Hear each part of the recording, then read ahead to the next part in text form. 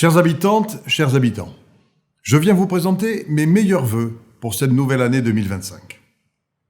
Dès aujourd'hui, j'ai le plaisir de vous donner rendez-vous pour les traditionnels vœux dans les quartiers qui se dérouleront à partir du 6 janvier. J'espère que vous viendrez nombreux partager ce moment convivial avec mes collègues élus près de chez vous. À l'heure où commence la nouvelle année, permettez-moi de jeter avec vous un regard sur l'année 2024 qui vient de s'achever, au cours de laquelle nous avons agi pour la qualité de la vie. Je pense à l'ouverture des 8 maisons Toulouse Service dans nos quartiers toulousains pour rapprocher les habitants de leurs services publics du quotidien. 92% des personnes qui ont eu à s'y rendre s'en disent satisfaites. Je pense aussi à la construction des 2 magnifiques passerelles qui relient désormais l'île du Ramier aux rives droite et gauche de la Garonne. Je pense également à l'arrivée des renforts de police nationale que je demandais depuis tant d'années.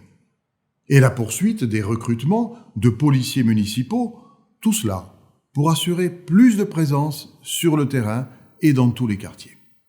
Je pense également au formidable succès du 2e opus de l'opéra urbain, à l'occasion duquel nous avons été près de 1 200 000 à partager la joie de s'émerveiller ensemble dans les rues de notre centre historique.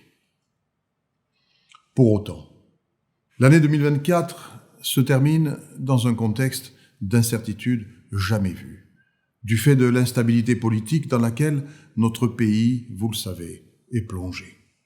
Pour la première fois, l'État commence l'année sans budget, après que le déficit des comptes de la nation ait atteint un niveau énorme, très dangereux.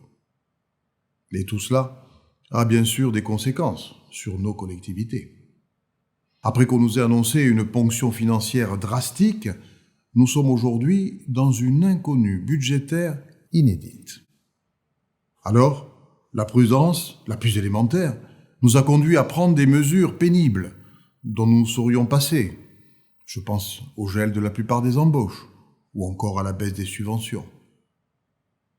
Lorsque, d'ici quelques semaines ou quelques mois, l'État se sera enfin doté d'un budget, nous connaîtrons le sort exact qui sera réservé à nos collectivités. Et c'est alors que nous pourrons ajuster, j'espère alléger, les efforts que nous avons dû engager. Cependant, je tiens à vous rassurer. Le sérieux avec lequel nous avons géré notre collectivité depuis 10 ans me permet de vous garantir qu'en 2025, il n'y aura aucune hausse d'impôts et que nous serons en mesure d'assurer la continuité des services publics, municipaux et métropolitains, certes avec des adaptations, et assurer aussi la poursuite de nos investissements. Nous continuerons d'embellir et de faciliter la vie dans nos communes et dans nos quartiers, avec par exemple la réouverture de rues emblématiques comme la rue de Metz ou la rue Saint-Michel, ou encore du parvis de Brienne. Nous continuerons de rafraîchir la ville avec la poursuite de la végétalisation de nos rues et l'ouverture de la grande plaine de jeux de l'île du Ramier. Nous continuerons de fluidifier les déplacements avec la création de nouveaux linéaux, le linéo 7, le linéo 11, et la poursuite, bien sûr, des travaux de la ligne C du métro. Nous continuerons de protéger les Toulousains et de rendre nos rues plus tranquilles, mais aussi d'offrir de beaux spectacles et des moments de fête populaires et gratuits, comme en juillet prochain, avec le grand retour du Tour de France à Toulouse. En 2025, avec l'ensemble de mes collègues élus et des services municipaux et métropolitains, nous continuerons donc de préparer l'avenir. Nous continuerons de faire, même si nous devrons faire autrement.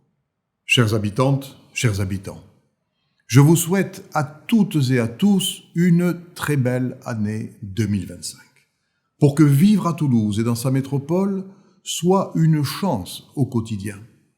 Une chance pour chacune et chacun de vous et pour vos proches.